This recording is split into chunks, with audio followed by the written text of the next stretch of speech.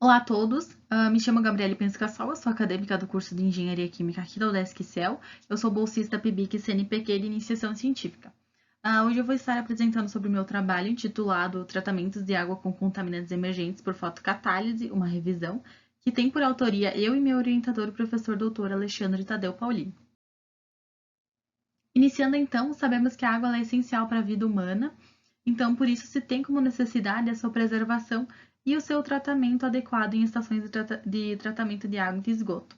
Hoje, então, se tem um aumento na presença dos contaminantes emergentes em águas de abastecimento, subterrâneas e até mesmo água potável.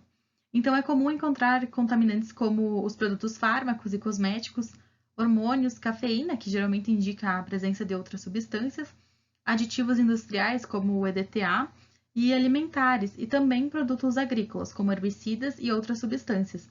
A presença desses contaminantes ela contribui para o agravamento da poluição ambiental.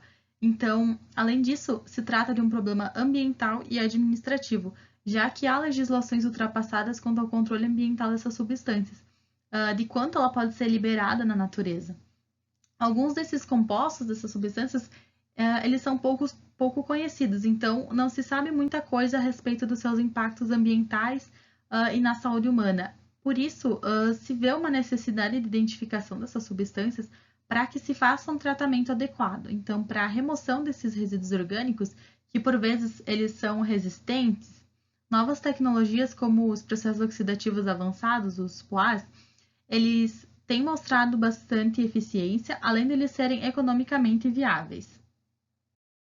Então, nesse trabalho foi realizada uma revisão da literatura sobre a aplicação desses processos oxidativos avançados, abordando aspectos teóricos e práticos desse método, com o objetivo de reunir, então, os tratamentos de água por fotodegradação, enfatizando estudos de contaminantes emergentes. Então, a fotocatálise, ela se trata de um processo combinado da fotoquímica com a catálise. Ela pode ser um sistema homogêneo ou heterogêneo, e no processo homogêneo são utilizados agentes oxidantes, como o ozônio e o peróxido de hidrogênio. E se utiliza a luz ultravioleta, né, UV, para acelerar. Nesse processo, então, são formados radicais hidroxila, ou OH, para a ocorrência do processo de fotodegradação. No processo heterogêneo, pode ser empregado semicondutores fotoativados, como o dióxido de titânio. Então, esses processos oxidativos avançados, eles apresentam vantagens, porque eles mineralizam os poluentes e geralmente não é necessário um tratamento posterior. E quando são utilizados na quantidade correta, eles também não formam subprodutos indesejáveis. Então, aqui a gente tem um esquema do princípio de uma fotocatálise. Então, na fotocatálise heterogênea, como eu mencionei, a gente vai estar utilizando um semicondutor, geralmente o dióxido de titânio, que quando recebe a radiação da luz UV, né, seja ela solar ou artificial, ele vai absorver energia e vai ser ativado. Essa energia absorvida, ela precisa estar dentro dos padrões mínimos e máximos para ocorrer a reação de oxidação. Então, vai reagir e o radical hidroxila formado vai reagir com a matéria orgânica, que por consequência vai ser degradada. Então, como foi feito um estudo em cima de 3 artigos, aqui eu vou mostrar alguns resultados. No primeiro, então, foi utilizado o cloro e a luz UV combinados para a degradação do herbicida atrazina, o ATZ, que mostrou resultados satisfatórios e eficientes e se mostrou uma alternativa para o método de peróxido de hidrogênio e luz UV para a remoção de alguns poluentes.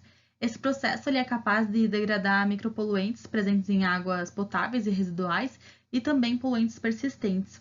Os resultados obtidos eles indicaram que a taxa de degradação do ATZ ela foi acelerada devido à formação de radicais durante a fotólise de cloro.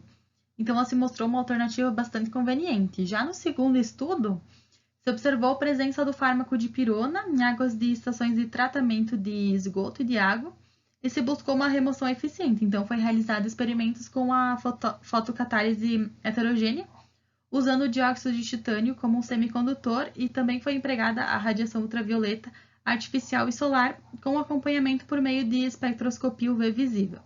Então, foram analisadas água ultrapura e de rio, e quanto aos resultados, as degradações elas se mostraram eficientes e removeram mais de 50% do fármaco. E também foram utilizadas menores quantidades do catalisador, o que reduziu o custo do processo. Já a análise de carbono orgânico total mostrou que aproximadamente 30% da dipirona ela foi mineralizada, e isso supõe que houve a geração de subprodutos.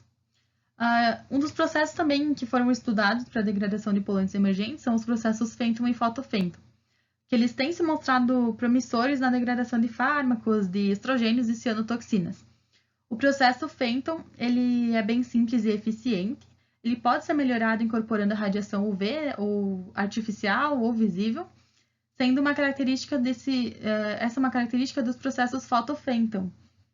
O processo fenton ele utiliza íons ferrosos ou férricos como catalisadores em meio ácido, que promovem a decomposição do peróxido de hidrogênio, gerando então radicais hidroxila que são capazes de degradar, né, de destruir vários poluentes orgânicos.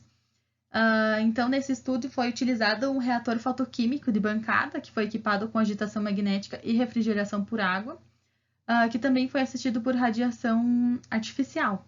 Nessa situação, o processo fotofenton ele degradou completamente os contaminantes e possibilitou uma mineralização mais efetiva. Então, como conclusão, a gente pode dizer que os contaminantes emergentes eles impactam a saúde humana, já que eles ocasionam distúrbios endócrinos e hormonais. Então, por isso é indispensável a necessidade de alterar a legislação para que ela passe a exigir a remoção e o monitoramento desses compostos em águas de uso geral. O desenvolvimento de tecnologias limpas, como as mencionadas, elas têm sido eficientes para tratar os efluentes com contaminantes emergentes. A fotodegradação, então, ela não gera resíduos secundários e ela é economicamente viável. Então, ela pode ser aplicada em indústrias. Então, eu quero agradecer ao DESC, à FAPESC, ao Estado de Santa Catarina e ao CNPq pela oportunidade. Muito obrigada!